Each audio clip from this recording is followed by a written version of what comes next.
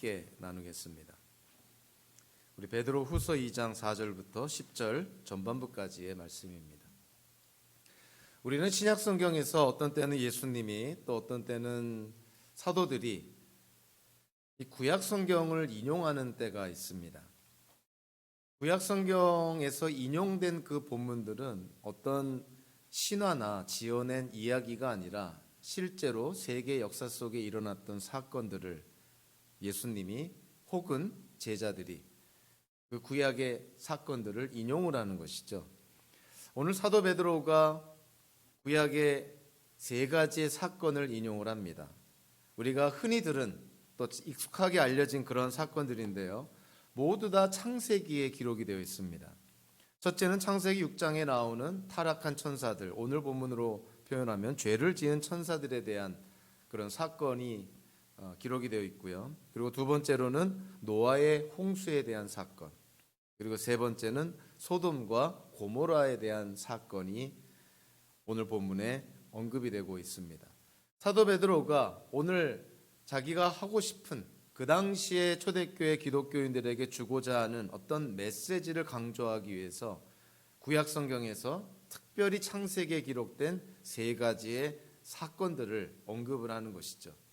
이런 실제적인 사건 속에서 하나님께서 어떻게 행하셨고 또 어떻게 이들을 심판하고 또 징계했는지 그거를 보여줌으로 말미암아 초대교회의 공동체 안에 지금 몰래 활동하고 있는 오열과 같은 거짓 교사들에 대한 하나님의 심판이 분명히 있을 거라는 것을 강조하는 것이죠. 베드로 후서에 나타나는 거짓 교사들은 예수님의 재림도 없다고 주장을 하고 또 하나님의 심판, 세상 종말에 일어나는 하나님의 심판도 없다고 그렇게 주장을 합니다. 예수님의 재림도 없고 하나님의 심판도 없다고 주장을 하니 그들의 삶이라는 것은 방탕할 수밖에 없는 것이고 비도덕적이고 비윤리적인 삶을 살 수밖에 없는 것이고 그들은 온갖 교만과 탐욕의 그런 죄에 얽매일 수밖에 없었던 것이죠. 초대교회 기독교인들에게 뿐만이 아니고 사실 오늘의 말씀은 현대를 사는 우리들에게도 똑같이 주어지는 하나님의 말씀입니다. 우리는 혹여라도 하나님 없이 이 땅을 살아가고 있지는 않는가? 하나님 없이 살다 보니까 내 기준에 맞춰서 우리는 혹여라도 비도덕적으로 비윤리적으로 불경건하게 살고 있지는 않는가? 또 하나의 우상 숭배를 할 수 있는 우리는 탐욕에 빠져서 우리 욕심에 쫓겨서 또는 욕심을 쫓아 살아가고 있지는 않는가? 만약에 우리가 그러한 삶을 살고 있다면 창세기에 나오는 사건들처럼 오늘 사도 베드로가 오늘의 메시지를 전하는 초대교회의 그런 거짓 교사들처럼 우리의 앞날에는 하나님의 심판이, 하나님의 징계가 놓여 있다는 것을 우리는 반드시 기억을 해야 된다는 것이죠. 현대를 살아가는 우리 모두에게 오늘의 말씀이 이와 같은 경각심과 함께 또 하나님은 이런 어려운 시대 속에 경건한 자들, 하나님을 두려워하는 성도들을 구원하시는 하나님이심을 우리가 다시 한번 확인하고 격려받는 귀한 시간이 되기를 바랍니다. 우리 4절부터 10절 전반부까지 우리 한 목소리로 같이 읽겠습니다.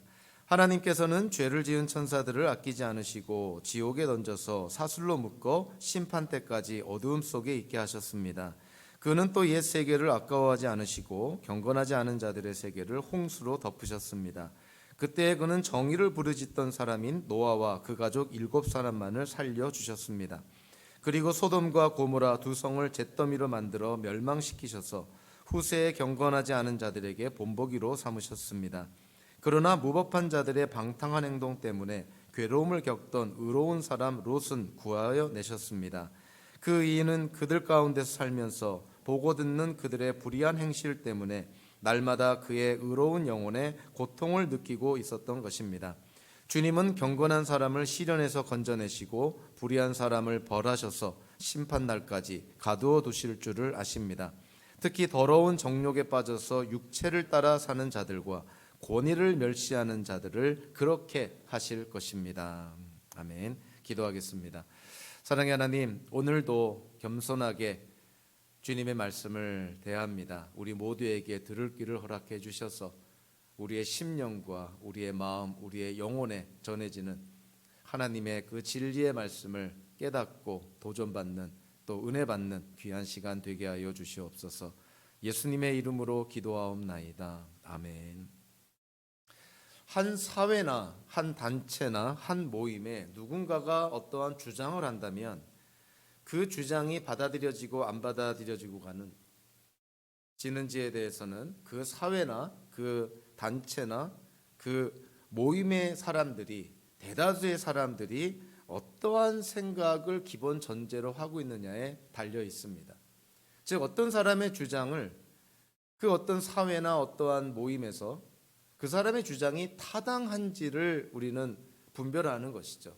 저 사람의 생각이 과연 타당한가? 지금의 이 시대에, 지금의 내 삶에, 그리고 내 생각에 저 사람의 생각이 타당한가? 그 타당한지에 따라서 그 사람의 주장을 우리는 받아들일 수도 있고 우리는 거부할 수도 있습니다. 한 사회 안에 대다수의 사람들이 그들의 마음과 생각 속에 아주 깊이 뿌리 박힌 것, 그래서 그들이 의식을 하지 못하는 무의식적인 상태에서도 아주 확고하게 믿고 있는 어떤 신념들로 이루어진 망, 자, 그거를 좀 전문적인 용어로 타당성 구조라는 표현을 씁니다. 그러니까 우리 시대에도 타당성 구조가 있는 것이고, 저와 여러분들이 함께 모인 이 자리, 이 공동체에도 이 공동체의 또 대다수의 사람들이 갖고 있는 타당성 있는 생각들, 타당성 구조가 있는 것이죠. 그래서 어떤 사람의 그런 주장이 이 모임의 대다수의 사람들의 생각을 주도하고 지배하고 있는 그 타당성 구조에 맞는다면 그 주장은 받아들여질 것이고, 만약에 맞지 않는다면 거부할 것입니다. 그래서 다수의 사람들이 갖고 있는 타당성 구조에 어긋나는 주장을 했을 때에는 사람들로부터 비난을 받게 되고 비판을 받게 되고 어떤 때는 경멸을 당하게 되는 것이죠. 30-40년 전만 해도 우리가 하나님에 대해서 언급하고 예수님에 대해서 언급하고 성경의 가르침에 대해서 언급하고 또 구원과 복음과 세상 종말과 예수님의 재림, 부활 신앙에 대해서 언급할 때 30-40년 전만 해도 이 미국이라는 사회의 타당성 구조는 그와 같은 주장들을 충분히 받아들이고 수용했던 시대였던 것이죠. 그러나 현재는 같은 미국 사회지만 30-40년 전에 미국 사회가 갖고 있었던 타당성 구조와는 전혀 다른 타당성 구조를 갖고 있습니다. 지금 세상에 나아가서, 아니 학교에서, 회사에서 하나님에 대해서, 창조에 대해서, 예수님에 대해서, 구원과 복음과 부활신앙과 예수님의 재림과 마지막 세상 종말에 일어날 심판에 대해서, 또 새로운 하늘과 새 땅에 대해서 우리가 만약에 담대하게 선포를 한다면 지금 사회의 타당성 구조의 배경에서는 너무나 쉽게 배격을 당하고 너무나 쉽게 손가락질을 당하게 되는 것이죠. 그래서 오늘 본문에 나오는 노아 시대 때의 노아의 행동, 그리고 소돔과 고모라라는 그 성 안에서의 롯의 행동과 삶, 과연 그들의 삶과 행동은 쉬웠을까? 그들의 주장은 과연 쉬웠을까? 노아 시대 그 당대 사람들이 갖고 있던 소위 말하는 그들이 타당하다고 생각하는 그러한 그들의 신념과 노아의 주장은 부딪힐 수밖에 없었던 것이죠. 소돔과 고모라 성에 있는 사람들 대다수가 갖고 있었던 그들이 타당하다고 생각하는 그들의 신념과 롯이 보여주는 모습, 또 롯이 삶으로 그들에게 보여주는 롯의 주장은 너무나 달랐던 것이죠.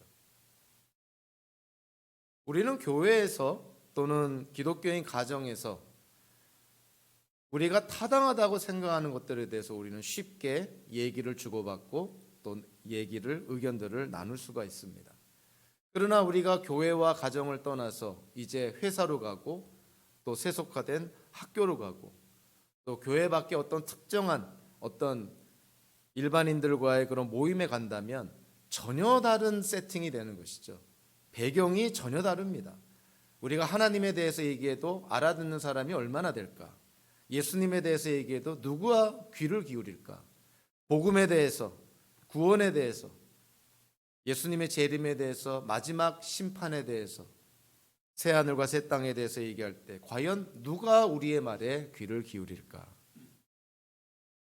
우리가 생각하는 타당하다는 그런 우리의 주장과 그들이 생각하는 타당하다는 신념이 부딪히게 될 때 싸움이 일어나게 되는 것이죠. 혹자는 이렇게 우리가 타당하다고 생각하는 것, 세상에 대해서, 사람에 대해서, 또 인생에 대해서, 역사에 대해서 타당하다고 생각하는 것을 세계관이라고도 표현을 합니다. 그러니까 세계관이 다른 사람들에게 가서 기독교 세계관을 전하면 먹혀들지가 않는 것이죠. 그래서 세계관의 싸움, 세계관의 부딪힘은 일종의 영적 전쟁이라 그렇게 표현하는 것이에요.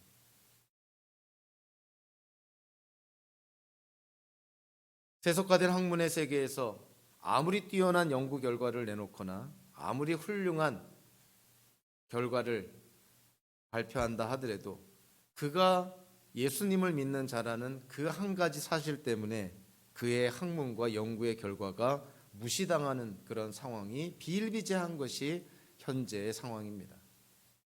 그만큼 세상 사람들이 갖고 있는 그들이 옳다고 생각하는, 아니 그들이 무의식적으로 현재 다수가 갖고 있는 타당하다는 그 신념과 성경에서 말하는 진리가 너무나 다른 것이죠. 그래서 그러한 사회 속에서 기독교인이 산다는 것은 우리가 생각했던 것보다 훨씬 어렵고 고통스러울 때가 많이 있습니다. 자녀들이 학교에 가서 배우는 것이 뭘까요? 자녀들이 학교에 가서 공부를 할 때 자녀들이 속해져 버리는 그 학교라는 공동체의 타당성 구조는 과연 성경에서 말하는 성경적인 진리와 어떨까요? 당연히 대조적이고 적대적이고 부딪힐 수밖에 없는 것이죠. 그래서 자녀들은 자기도 모르는 사이에 혼란에 빠지게 되고, 그리고 어느 정도 자아가 갖춰지고 이성이 갖춰지고 논리가 갖춰지면 나름대로 판단하고 선택을 하게 됩니다. 안타깝게도 기독교인 가정에 태어난 자녀들이라 하더라도 이 아이들이 중고등학교를 지나서 대학만 들어가도 벌써 교회를 떠나고 믿음을 저버리는 경우가 비일비재하게 일어나는 것이죠. 그들이 믿었던 정말 바른 타당성 구조와는 전혀 다른 그런 학교나 사회의 타당성 구조에 노출이 됐을 때 자기 자신을 방어하고 자기 자신을 지킬 능력이 전혀 없으니 당연히 먹잇감이 될 수밖에 없는 것이죠. 그래서 자녀들이 자라날 때, 초등학교 때, 중학교 때, 고등학교 때, 심지어는 대학교에 진학해서도 이제 대학교 진학했으니 성인이 됐으니 알아서 신앙생활 잘 하겠거니 천만의 말씀인 것이죠. 부모의 역할은 어떤 의미로 보면은 끝이 없습니다. 계속해서 지켜봐 줘야 되고, 특히 신앙적으로 영적으로 잘 바른 길로 가고 있는지 계속 돌봐줘야 되는 것이죠. 오늘 사도 베드로가 창세기에서 기록된 세 가지의 사건을 인용하면서 우리에게 성도는 어떠한 삶을 살아야 될지에 대해서 사실은 굉장히 강조를 합니다. 물론 그 배경에는 하나님의 주권, 우리를 구원하시는 하나님의 능력, 우리를 지키시는 하나님의 전능하심이 당연히 배경에 있지만 인간의 책임이라는 측면에서 노아 시대 때 노아가 살았던 삶, 소돔과 고모라 성 안에서 롯이 살았던 삶, 그와 같은 삶을 우리가 애써서 힘들여서 노력해서 살아야 될 것을 사도 베드로가 강조하는 것이죠. 오늘 본문 앞에 나와 있는 베드로후서 2장 1절부터 3절까지 사도 베드로가 이 세 개의 짧은 구절 안에서 하나의 똑같은 단어 세 번이나 반복합니다. 1절에서 두 번이나 반복을 하죠. 파멸이라는 단어를 반복을 합니다. 파멸로 몰고 갈, 자기들이 받을 파멸. 3절에서도 파멸이 반드시 그들에게 닥치고 말 것입니다. 즉 거짓 교사들에게 하나님께서 그들을 파멸할 것이라는 것을 사도 베드로가 강조하는 것이죠.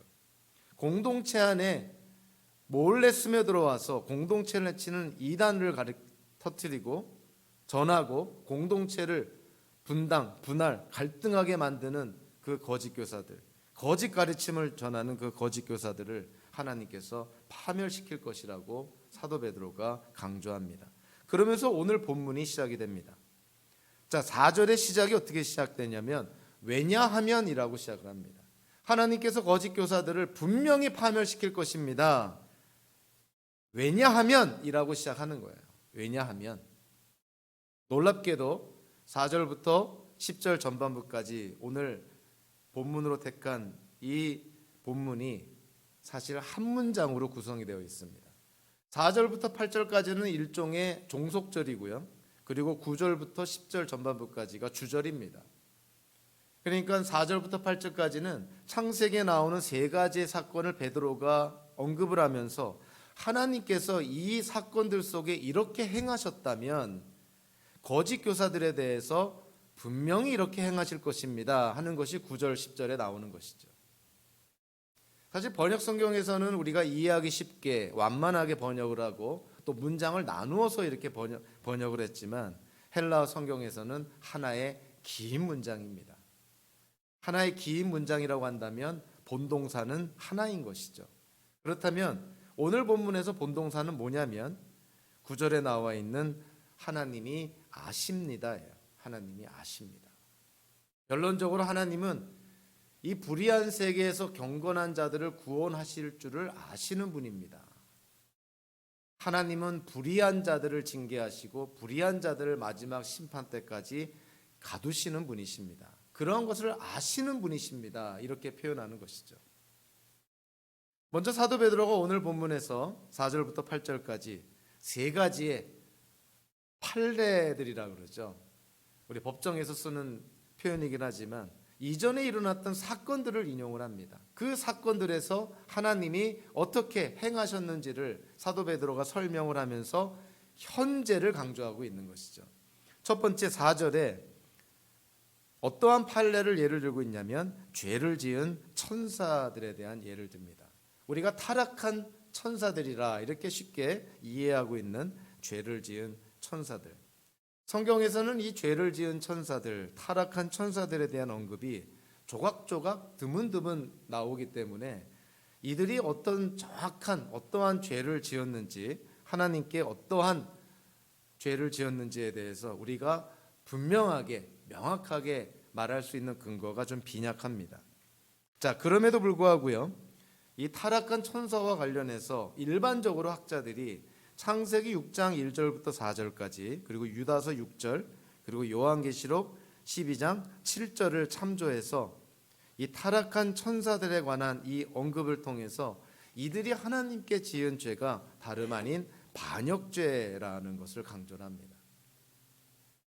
천사도 하나님께 지음받은 피조물이고 하나님이 지으신 목적이 있는데 그 목적을 떠나서 유다서에서는 자기 자리를 떠나서 자기에게 주어진 자리를 떠나서 교만하게 하나님께 반역하는 그러한 죄를 지었다는 것이죠. 그래서 죄를 지은 천사들이라는 것은 영적인 영계에서 하나님께 반역한 영적인 피조물들. 자, 그들에 대해서 하나님의 징계가 4절에서 아주 엄중하게 나옵니다. 먼저 하나님께서 이들을 아끼지 않으셨다라고 표현을 합니다. 나중에 5절에서도 나오지만 이 아끼지 않으셨다. 우리 개역개정에서는 용서하지 않으시고 이렇게 번역을 했는데 그 번역이 오해를 불러일으키는 것이죠. 하나님은 용서하시는 하나님이신데 이 천사들, 타락한 천사들을 용서하지 않으셨다고 하는 것은 하나님의 속성과 좀 부딪히는 그런 어떤 요소가 있습니다. 그리고 사실 이 단어가 용서하다라는 단어가 아니라 사실은 아낀다라는 단어예요. 그래서 하나님이 타락한 천사들을 아끼지 않으시고 5절에서는 하나님이 옛 세계를 아끼지 않으시고 이런 것이에요. 그래서 용서하지 아니하셨다라는 개역개정의 그런 번역은 상당히 오해를 불러일으키는 잘못된 번역이라고 생각을 합니다. 하나님께서 타락한 천사들을 아끼지 않으시고 4절에 보니까 사슬로 묶고 지옥에 던져서 이렇게 표현하고 있어요. 지옥이라는 단어가 나오면 성경에는 다양한 그런 헬라어 단어들이 사용이 됩니다. 자, 여기서 이 세번역 성경 그 밑에 풋노트에 보면 이 지옥에 던져서라는 라고 번역된 이 표현이 한 단어로 표현이 되어 있는데요. 그것은 타루타루스에 던져진, 타루타루스에 보내진 이런 표현이에요. 그럼 도대체 타루타루스가 뭔가? 놀랍게도 사도 베드로가 이 당시 많은 기독교인들이, 초대교회 성도들이 익숙해져 있는 그리스 신화에 나오는 어떠한 장소를 가리키는 표현을 여기서 차용을 합니다. 그것이 타르타루스예요. 놀랍죠? 베드로가 그리스 신화에 등장하는 타르타루스라는 어떤 특정한 장소를 가리키는 단어를 인용함으로 말미암아 초대교회 성도들에게 강조하는 것이에요. 이 타르타루스는 그리스 신화에서 어떠한 그 장소로 사용이 되냐면 악인들로부터 떠난 그들의 영이 심판받는 장소, 또는 악한 신들이 심판받는 장소로 타르타루스라는 단어가 사용이 됩니다. 그러니까 사도 베드로가 그 그리스 신화의 타르타루스라는 단어를 인용함으로 말미암아 초대교회 성도들에게 인식을 시키는 거예요. 거짓 교사들이 마치 거짓 천사들, 타락한 천사들이 이와 같은 타르타루스 같은 장소에서 심판을 받는 것처럼 거짓 교사들도 나중에 궁극적으로 심판을 받게 될 것이다. 베드로만 이런 그리스 신화에 나오는 성경 밖에 있는 용어를 사용한 것이 아니라 놀랍게도 사도 바울도 이러한 유사한 예가 있습니다. 사도 바울이 아테네에서 하나님을 모르는 그런 아테네 시민들에게 설교를 할 때 사도행전 17장 28절에서 이렇게 말합니다. 여러분의 시인 가운데 어떤 이들도 우리도 하나님의 자녀이다 하고 말한 바와 같이 여러분의 시인 가운데 어떤 사람이 말한 우리도 하나님의 자녀이다 라는 표현을 사도 바울이 인용하고 있어요. 여기서 말하는 시인 가운데 한 명은 뭐냐면은 역사적으로 아라투스라는 헬라의 시인을 의미합니다. 그러니까 사도 바울이 아테네 사람들이 잘 알고 있는 그리스 시인 가운데 한 명인 아라투스의 시를 인용을 해서 아테네 사람들에게 설교를 하고 있는 것이죠. 마치 오늘 사도 베드로가 그리스 신화에 나오는 타르타루스라는 단어를 인용을 하면서 이것이 심판받는 장소임을 이 초대교회 성도들에게 인식을 시키면서 타락한 천사들이 지금 마지막 심판을 받기 위해서 바로 이 타르타루스라는 이 지하세계, 지옥에 지금 갇혀 있다라고 강조를 하는 것입니다. 한마디로 죄를 지은 천사들, 타락한 천사들은 그들의 죄로 말미암아 미래에 받을 최종적인 심판을 받기 위해서 현재 타르타루스라는 지하세계, 지옥세계에 갇혀 있다는 거예요. 사도 베드로는 오늘 이 첫 번째 판례에서 두 가지를 강조합니다. 첫째가 뭐냐면은 하나님께서 지으신 천사들까지도 그들이 죄를 지었다면 하나님의 심판에서 결코 면제되지 않는다는 거예요. 세상의 어느 누구도, 심지어는 보이지 않는 영의 세계의 천사들까지도 하나님께 죄를 짓는다면 하나님의 심판은 면제되지 않는다. 반드시 그들에게 하나님의 심판이 있다는 것을 강조합니다. 두 번째로 이 타락한 천사들이 타르타루스라는 곳에 지금 갇혀 있으면서 마지막 심판을 받을 때까지 지금 하나님이 그들을 지금 지키고 있다 이렇게 표현하고 있는데요. 여기서 우리에게 주는 두 번째 가르침은 비록 마지막 심판, 하나님의 종말의 심판은 우리가 생각했던 때보다 지연되고 있지만 그러나 그 하나님의 심판은 실제로 존재하고 실제로 임한다는 사실이에요. 그러니까 하나님의 심판은 하나님께 죄를 지은 그 어느 누구에게도 다 임하게 되는 것이고, 그리고 그 심판은 실제로 실질적으로 임한다는 것입니다. 사도 베드로가 이 죄를 지은 천사들, 타락한 천사들에 대한 그러한 사건을 예를 들고 나서 두 번째 사건을 예를 듭니다. 오늘 보면 5절에 나와 있는데요. 우리에게 너무나 잘 알려진 노아의 대홍수에 대한 사건을 언급을 합니다. 5절 전반부에 이렇게 나오죠. 그는 또 옛 세계를 아까워하지 않으시고, 아까 아끼지 않으시고랑 같은 단어예요. 옛 세계를 아까워하지 않으시고 경건하지 않은 자들의 세계를 홍수로 덮으셨습니다.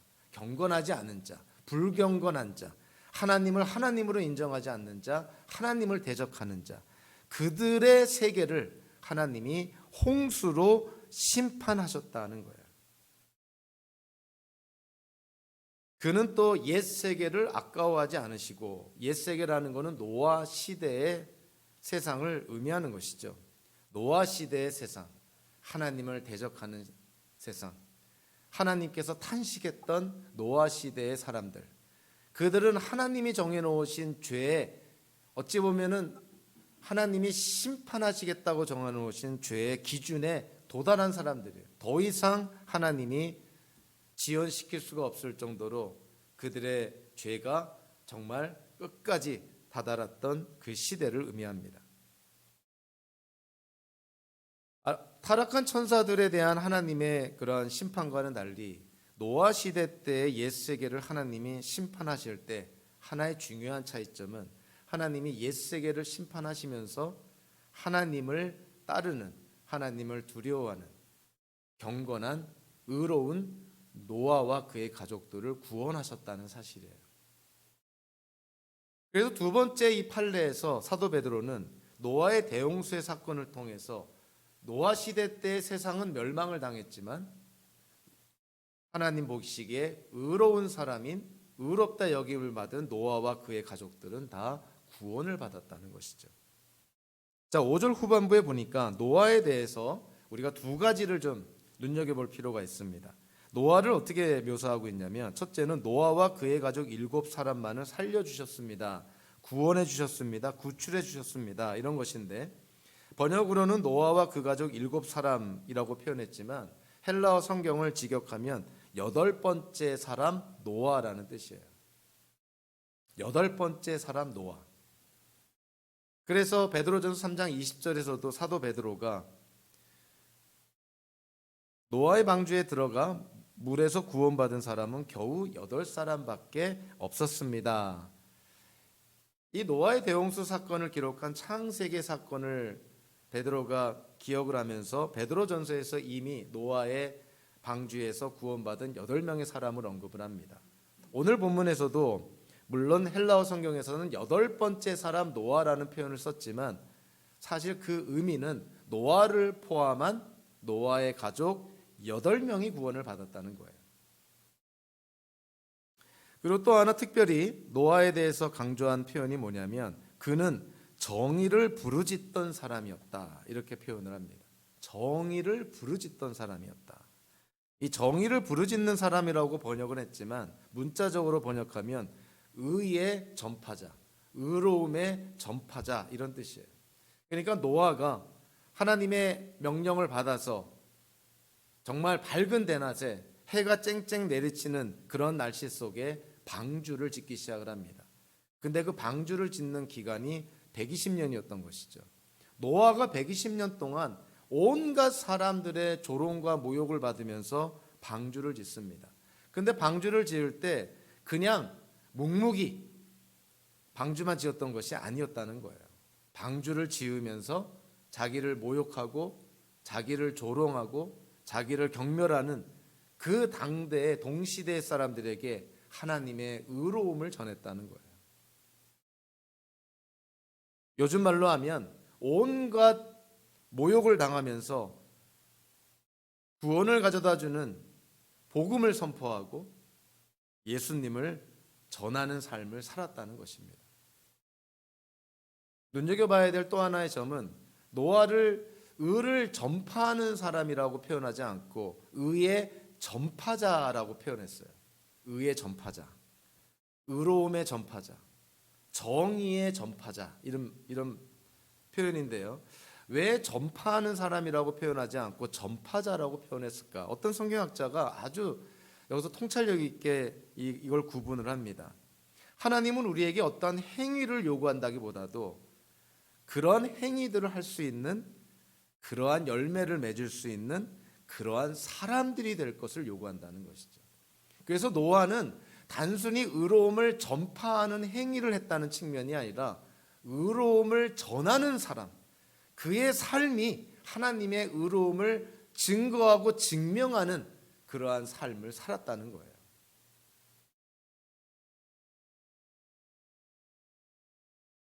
4절에서는 아끼지 않으시고 5절에서는 아까워하지 않으시고, 똑같은 그런 헬라어 표현을 좀 다르게 번역을 했지만 같은 단어입니다. 아까워하지 않는다.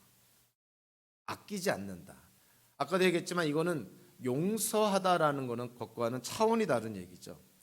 아끼다, 아깝다. 여기에는 어떤 전제가 있냐면 어떠한 대상에 대한 가치를 소중하게 여기는 거예요. 자, 그런데 아끼지 않는다, 아까워하지 않는다. 이건 어떠한 의미가 있냐면 하나님께서 소중히 여기는 것이긴 하지만 타락한 천사도 노아 시대의 옛 세계도 이제는 하나님이 천사를 지을 때나 하나님이 세상을 창조할 때 하나님이 참 그 가치를 존중하는 참 아까운 것이었지만 그들의 죄로 말미암아 하나님이 더 이상 아까워하지 않으시고 징계하신다는 의미를 담고 있어요.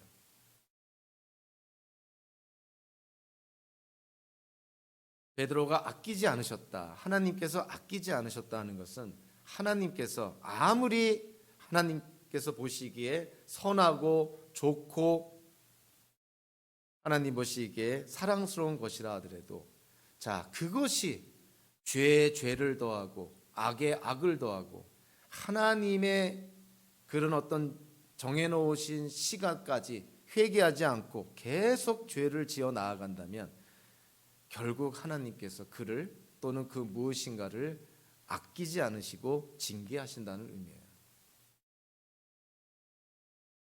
그러니까 노아 시대 때 노아가 120년 동안 하나님의 의를 전파하는 사람이었습니다. 그의 인생이 하나님의 의를 전파하는 증거가 되었던 것이죠. 120년 동안 외쳤던 것이고 120년 동안 그의 삶으로 보여줬던 것이죠. 그럼에도 불구하고 노아 시대 때 사람들은 노아의 말에 귀를 기울이지 않았습니다. 오히려 조롱하고 조소하고 경멸하고 모욕했던 것이죠. 그들에 대한 결과가 뭐였나요? 하나님이 그들을 아까워하지 않으시고 징계하셨다는 거예요. 거짓 교사들은 그렇습니다. 세상에 종말이 어디 있느냐? 하나님이 세상을 창조한 때로부터 지금 변한 것이 어디 있느냐? 변하지 않고 똑같다. 세상에 종말이 온다, 예수님이 재림한다, 세상 종말에 하나님의 심판이 있다, 그거 믿을 건 못 된다. 거짓 교사들이 그렇게 교회에 와서 교인들을 미혹하고 거짓 진리를 전할 때 사도 베드로가 외치는 것입니다. 하나님은 인내하시는 분이시고 오래 참으시는 분이시지만 하나님이 정해놓으신 시간이 있다는 거예요. 그 시간이 되면 하나님은 아까워하지 않으시고 징계하신다는 것이죠. 그래서 이 노아의 대홍수와 관련해서 사도 베드로가 두 가지를 강조한다고 볼 수가 있습니다. 죄악된 피조세계, 그것이 천사든 사람이든 또는 그냥 이 세상이든 간에 죄악된 피조세계에 대한 하나님의 심판은 불가피한 것입니다. 공의로우신 정의로우신 하나님께서 죄악된 피조세계를 징계하는 것 당연한 것이죠.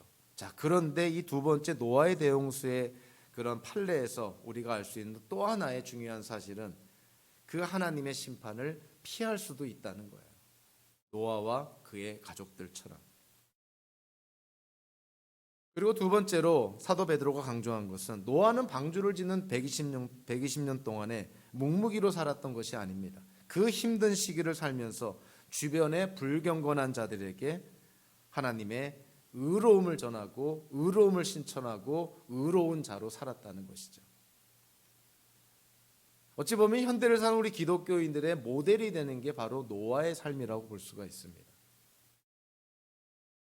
지금 다수가 믿는 신념과는 전혀 다른 전혀 다른 기독교 세계관, 성경적인 세계관을 갖고 이 땅을 살아가는 기독교인들은 마치 노아처럼 조롱을 당하고 조소를 당하고 모욕을 당하고 경멸을 당할 수가 있는 것이죠. 그럼에도 불구하고 하나님께 대한 믿음과 신뢰를 굳건히 하면서 하나님의 의로움을, 복음을, 예수님을 전하는 삶을 사는 것. 이 불경건한 세상에 하나님의 복음을, 예수님의 복음을 선포하며 전파하며 살아가는 삶. 노아의 삶이 바로 우리가 본받아야 될 그런 삶이라고 볼 수가 있는 것이죠. 베드로는 타락한 천사, 그리고 노아 시대 때 옛 세계, 그리고 세 번째로 언급하는 것이 소돔과 고모라입니다. 너무나 잘 알려진 소돔과 고모라. 자, 오늘 6절에서요. 하나님께서 소돔과 고모라를 잿더미로 만들어서 멸망시켰다. 아주 강력하게 표현을 합니다. 사도 베드로가요. 왜 그들을 잿더미로 만들고 멸망시켰냐면 그들의 소돔과 고모라 성이 경건하지 않은 자들의 성이었기 때문에 그렇다는 것이죠. 경건하지 않은 자들, 하나님을 대적하는 자, 하나님을 배제하는 자, 하나님을 하나님으로 인정하지 않는 그러한 소돔과 고모라였기 때문에 하나님께서 죄로 만들고 멸망시켰다는 거예요. 오늘날 소돔과 고모라 얘기하면 뭐 기독교인이 아니더라도요, 성경에 대한 약간의 지식만 있고 귀동냥만 한 사람이라 하더라도 소돔과 고모라 사건은 압니다. 도대체 이게 무슨 사건이었는지. 그래서 다수의 사람들이 소돔과 고모라가 멸망한 이유가 동성애 때문이라고 생각을 합니다. 실제로요, 유다서 7절에 보면 이 소돔과 고모라에 대해서 이렇게 묘사합니다. 그리고 소돔과 고모라와 그 주위의 성들도 그들과 마찬가지로 음란함에 빠져서 딴 육체를 쫓았기 때문에 영원한 불의 형벌을 받아 사람들에게 본보기가 되었습니다. 오늘 본문과 아주 유사하죠. 근데 유다서에서는 좀 더 구체적으로 얘기합니다. 그들이 음란함에 빠져서, 그리고 눈여겨봐야 될 단어가 다른 육체를 쫓았다. 딴 육체를 쫓았다. 이렇게 표현합니다. 요즘 말로 하면 하나님이 정해놓으신 신적 질서를 따르는 것이 아니라 그 신적 질서를 벗어나서 딴 육체를 쫓았다.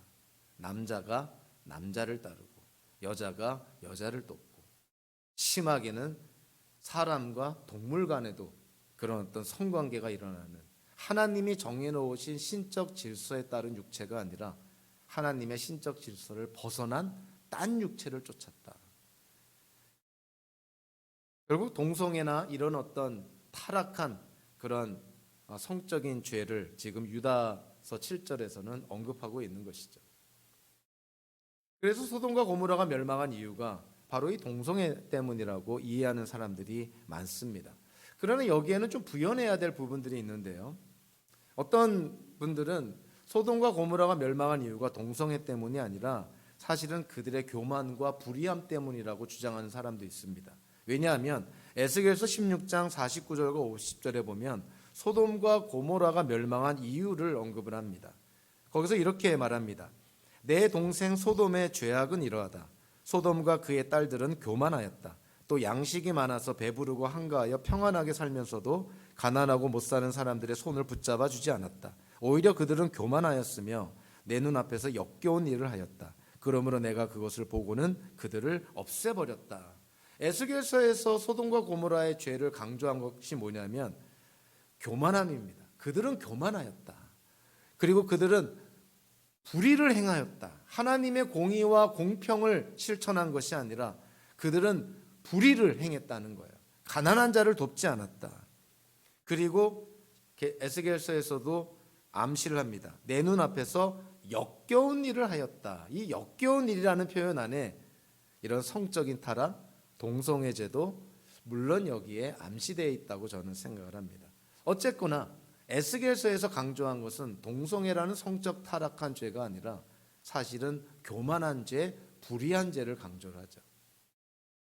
그러나 이 두 가지 동성애라는 죄와 또 교만함과 불의한 죄를 굳이 분리할 필요가 아니라, 분리할 것 없이 사실 소돔과 고모라 성에 일어났던 죄는 이 두 가지를 다 포함하고 있는 것이죠. 도덕적으로 성적으로 타락했을 뿐만이 아니라 그들은 사회적으로나 경제적으로도 그들은 타락하고 하나님께 죄를 지었던 것이죠. 소돔과 고모라 성은 한마디로 총체적으로 타락한 그러한 성이었다는 거예요. 가난한 자를 불의하게 폭압하고 불의하게 폭력을 행하고 착취를 하는 것, 불의를 행하는 것, 그리고 하나님이 정해놓으신 신적 질서가 아닌 딴 육체를 쫓는 동성애적인 성적 타락상, 이 두 가지의 공통점이 뭐냐면요, 그것은 바로 인간의 탐욕에서 나온다는 거예요. 그래서 어떤 성경학자는 소돔과 고모라 성이 멸망한 가장 궁극적이고 근원적인 이유는 바로 탐욕의 죄라고 말합니다.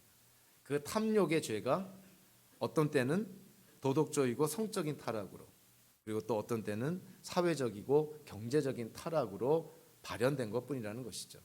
그 밑바닥에 깔려있는 죄, 그것은 바로 인간의 탐욕이라는 거예요. 그 인간의 탐욕 때문에 가난한 자를 도울 생각도 안 하고 오히려 가난한 자들을 착취를 하고, 그 인간의 탐욕 때문에 하나님이 정해놓으신 신적 질서를 벗어나서 동성애적인 그러한 죄를 짓는 탐욕이 생겨나게 됐다는 것이죠. 프랜시스 셰퍼 박사가 십계명에 대한 설명을 하면서 십계명의 그 가장 기저에 밑바닥에 깔려있는 인간의 가장 근원적인 죄가 탐심이라고 강조를 합니다. 우상숭배하지 말라. 사도 바울은 탐심이 우상숭배라고 얘기를 하고 있죠. 그리고 십계명의 10번째 계명은 이웃에 속한 것들을 욕심내지 말고 탐욕을 부리지 말아라. 십계명의 첫 번째 계명과 10번째 계명, 십계명 전체를 아우르는 이 어떤 핵심적인 그 주제가 탐심이라는 거예요. 그래서 사도 바울이 골로새서에서 탐심, 탐욕이 다름 아닌 우상 숭배라고 얘기를 합니다. 소돔과 고모라 성이 멸망한 것도 결국은 탐욕, 탐심 때문이었던 것이죠. 소돔과 고모라 성의 멸망과는 대조적으로 오늘 본문 또 7절 8절에서는 하나님의 구원에 대해서 언급을 합니다. 노아 시대 때 노아와 그의 가족들을 하나님이 구원해 주신 것처럼 소돔과 고모라가 멸망당할 때 롯과 롯의 가족들을 하나님이 구원해 주시는 것이죠. 오늘 7절에서 롯에 대해서 어떻게 묘사를 하고 있냐면요, 의로운 사람이다라고 묘사를 합니다. 그리고 8절에서는 롯이라는 이름은 없지만 그 의인은이라고 표현하면서 롯이 의로운 사람이었고 의인이었다라고 강조를 합니다. 그리고 롯이 소돔과 고모라 성이라는 그러한 배경하에서 왜 의롭다 여김을 받고 왜 의인이라고 칭함을 받았을까? 거기에 대한 근거가 7절과 8절에 나와 있는 것이죠. 소돔 성에서 소돔 사람들과 함께 살면서 롯에 대한 언급을 하는데, 묘사를 하는데 이렇게 말합니다. 소돔 사람들의 그 불근건하고 방탕한 행실을 보면서 이 롯이 고통을 당했다, 그의 심령이 날마다 시달렸다, 이런 표현입니다. 괴로움을 겪었다는 것이죠. 8절에서 보면은 고통을 느꼈다, 이렇게 표현합니다. 그러니까 소돔 사람들의 행실을 보면서, 그들의 삶을 보면서, 그 사회상을 보면서 롯이 거기에 동조하거나 참여한 것이 아니라 그의 심령과 그의 영혼과 그의 마음이 고통스럽고 괴로움을 겪었고 날마다 시달렸다는 거예요. 그래서 오늘 본문에서 롯이 의롭다 여김을 받은 근거가 바로 여기에 나와 있습니다. 소돔 사람들과 더불어 살면서 그들에 동참하지 않고 또 그들의 삶을 따라가지 않고 오히려 그들의 삶을 보면서 애통해하고 고통스러워하고 괴로웠다는 것이죠.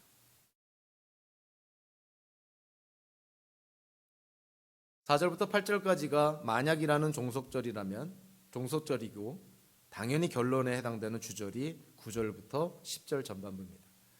자, 9절이 어떻게 시작이 되냐면요, 주님은 아십니다라는 단어로 시작을 합니다. 주님은 아십니다.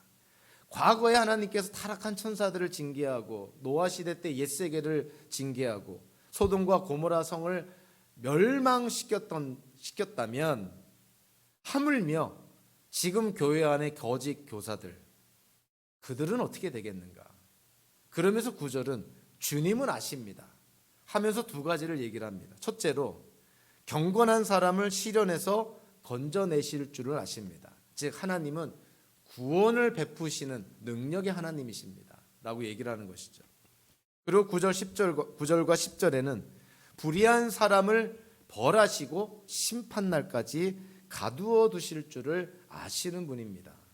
아까 타락한 천사도 타르타루스라는 그 지옥 세계, 그 어둠의 세계에 타락한 천사들을 마지막 심판 때까지 가둔다 그러지 않았습니까? 9절 후반부도 그래요. 하나님께서 불의한 사람을 벌하셔서 심판날까지 가두신다는 거예요. 마지막 심판 때까지 하나님께서 이 불의한 자들을 가두신다.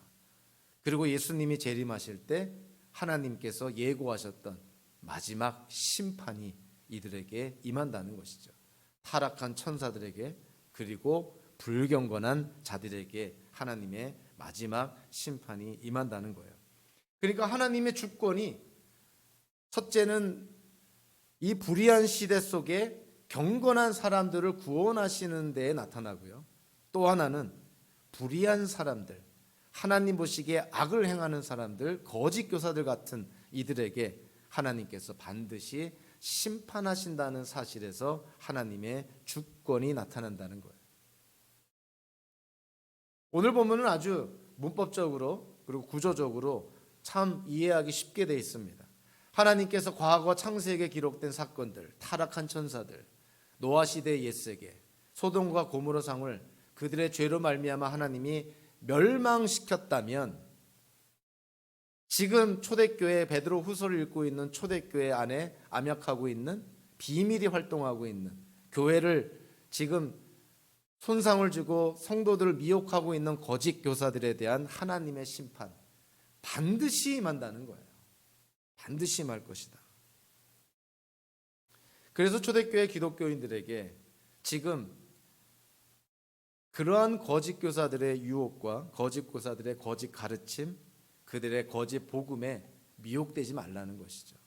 그리고 지금은 그들에게 아무 일이 일어나는 것 같지 않지만 마치 그들이 잘 나가는 것 같지만 지금 하나님을 믿고 복음을 믿고 성경의 말씀대로 살고자 노력하는 성도들보다 거짓 교사들이 막 성공하고 잘 나가는 것 같고 사람들로부터 부러움이 대상이 되는 것 같지만 그들의 결국은 이미 하나님이 정해놓으셨다는 거예요. 그들은 파멸당할 것이다. 하나님의 심판으로 그들은 징계를 받게 된다는 것이죠. 자, 오늘 본문을 마무리하면서 다시 한번 우리가 생각해 볼 것이 있습니다. 그것은 뭐냐면 노아의 삶과 롯의 삶이에요. 공통점도 있지만 분명한 차이점이 있어요. 노아는 의의 전파자, 의로움을 실제로 살아낸 사람, 그의 삶이 의를 전파하는 증거가 되었던 노아. 롯은요, 의로운 사람 또는 의인이라 칭함을 받았지만 롯은 소돔성의 그 악한 사회상, 소돔 사람들의 그런 악행으로 말미암아 고통스러워하고 애통해하고 날마다 시련을 겪고 힘들어했습니다. 그러나 롯이 소돔에서 노아처럼 복음을 전파하고 노아처럼 의로움을 전파했다는 언급은 성경에 한 군데도 나와 있지 않죠. 자, 어떠한 차이점이 있을까요? 노아는 120년 동안 방주를 지으면서 온갖 모욕을 당하면서도 하나님의 의를 실제로 살아냈던 사람입니다. 요즘 말로 하면 복음을 증거하고 복음을 살아내고 예수님을 담대하게 외쳤던 사람이 노아였던 것이죠. 롯은 어땠나요? 자기 주변에 일어나는 그 악한 행동들, 사회가 타락되어 가는 것에 마음은 아파했지만 거기에 대해서 애통해하고 고통을 느꼈지만 그러나 롯은 행동하지 않았어요. 여기서 아주 중요한 차이점이 있는 것이죠. 현대의 기독교인들을 어떤 의미로 보면 세 부류로 나눈다면 이렇게 조금 정확하진 않지만 이렇게 나눌 수 있을 거라고 생각을 합니다. 하나님을 대적하는 이 세상, 성경의 가치관과 전혀 다른 가치관을 갖고 있는 이 세상에서 그리고 이 세상을 바라보고 전혀 아파하지 않는 기독교인들도 있을 거라고 생각을 합니다. 한마디로 세상과 동화돼 버린 기독교인. 누가 보면 기독교인인지 아니면 그냥 일반인인지 구분이 되지 않는 삶. 한마디로 구별되지 않는 삶, 드러나지 않는 삶. 그렇게 사는 기독교인들이 분명히 있겠죠.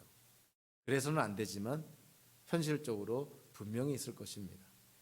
또 한 부류의 사람은 그보다는 좀 더 나은 사람이지만 롯과 같은 사람이죠. 제가 생각할 때는 대부분의 현대 기독교인들의 삶이 롯과 비슷한 삶을 살지 않을까 이렇게 생각을 합니다.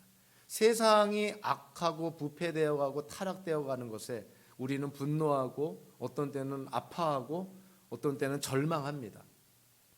롯처럼 시련을 겪고 고통스러워하고 애통해하죠. 날마다 그의 마음과 심령과 영혼이 아파합니다.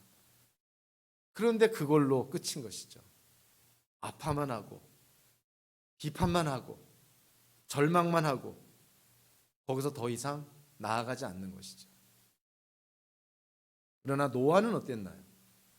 노아는 그 120년의 그 긴 시간 동안 온갖 조롱과 모멸 속에서 의를 실제로 하나님의 의를 복음을 실제로 살아냈던 사람, 실제로 복음을 전파하고 예수님을 전했던 사람.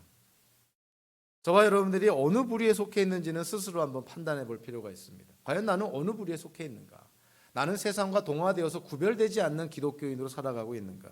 아니면 롯처럼 마음만 아파하고 마음만 애통했지 행동이 전혀 따르지 않는 기독교인의 삶은 아닌가? 아니면 노아처럼 세상의 손가락질과 조롱과 모멸을 당하는 한이 있더라도 하나님의 의를 실천하며 복음을 살아내고 예수님을 전하는 그러한 삶을 살아가고 있는가?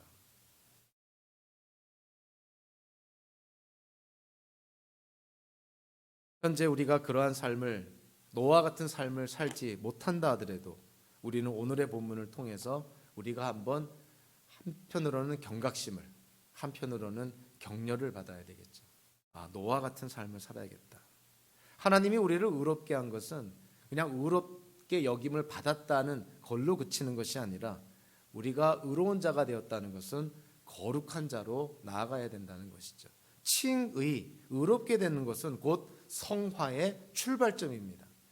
의롭게 된 자가 거룩하지 않다? 성경적으로 너무나 말이 안 되는 얘기인 거예요.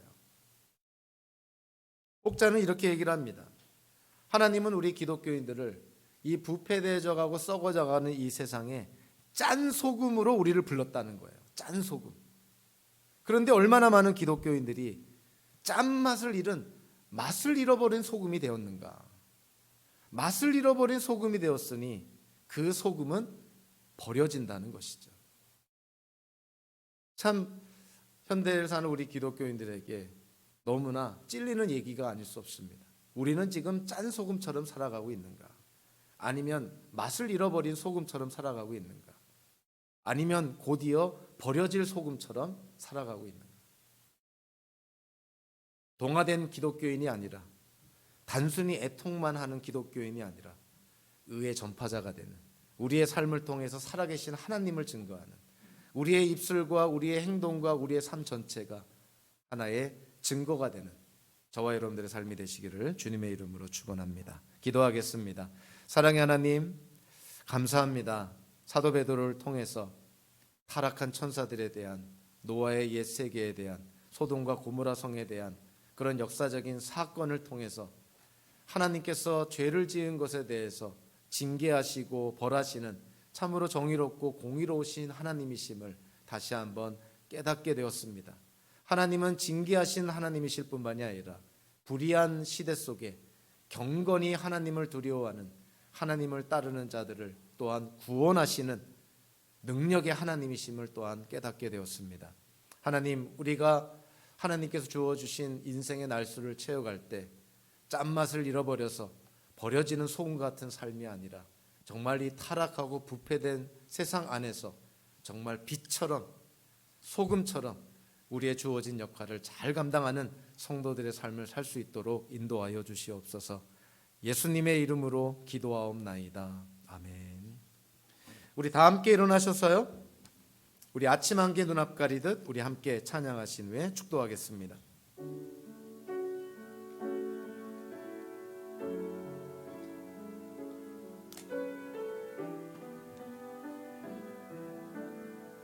아침 한개 눈앞 가리듯, 아침 한개 눈앞 가리듯, 나의 약한 믿음 의심 쌓일 때 부드럽게 다가온 주의 음성, 아무것도 염려하지 마라. 빗줄기에 바위 패이듯 나의 작은 소망 사라져갈 때 고요하게 들리는 주의 음성, 내가 너를 사랑하노라. 외로움과 방황 속에서 주님 앞에 나아갈 때에 위로하시는 주님, 나를 도우사 상한 나의 마음 감싸주시네. 십자가의 보혈로서 주의 크신 사랑 알게 하셨네.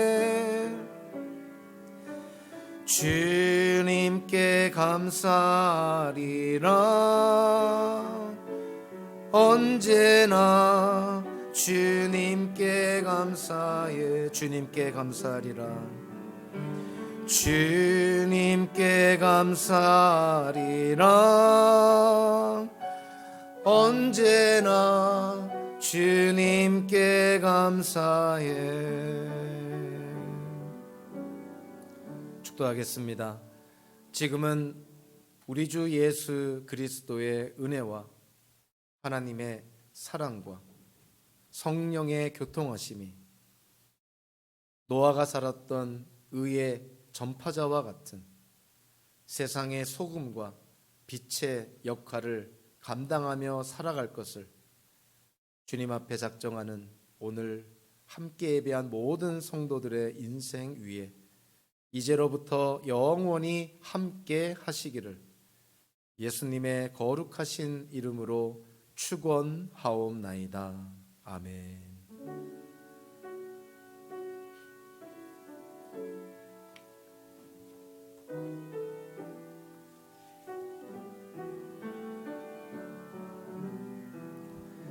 우리 자리에 앉아 주시기 바랍니다.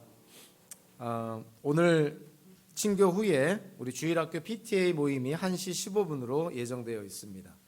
이번에 소율이문답 공부에 참여하시는 분들은 좀 시간이 좀 겹치는데요, 1시에 모이도록 하겠습니다. 우리 식사하시고 친교하시고 우리 1시에 제 사무실에서 모이도록 하겠습니다. 그래서 소율이문답 공부에 참여하시는 분들은 1시까지 사무실로 와주시길 바라고요.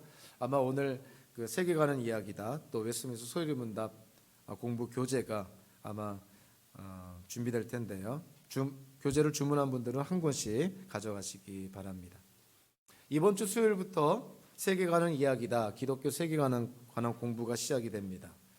우리 세계가는 이야기다 이 공부는 매주 수요일날 저녁 9시에 화상으로 열립니다. 그래서 오늘 교재를 꼭 픽업하시길 바라고요. 제가 단톡방에 어디까지 공부해 오시라고 제가 알려드리도록 하겠습니다. 다음 주일에는 본당에서 정기재직회가 친교 후에 열리고요. 10월 13일 10월 둘째 주일에는 주일학교 주간으로 야드세일이 열립니다. 그리고 이번 주 금요일부터 주일까지 우리 애나버 연합 사경회 여러분들 일정 잘 보시고 정말 오랜만에 열리는 연합 사경회인 만큼 여러분들 꼭 시간 내서 많이 참석해 주시기 바랍니다. 나머지 교회 소식과 일정은 주보를 참조해 주시길 바라고요. 우리 다 함께 하나님께 영광의 박수 드리겠습니다.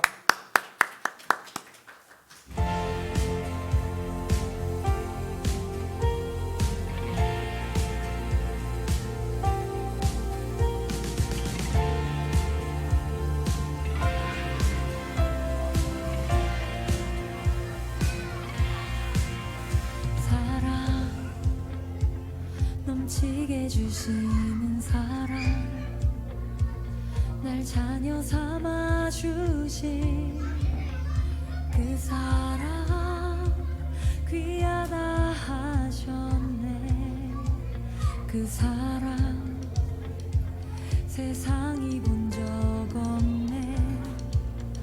주가 우리 죄 위하여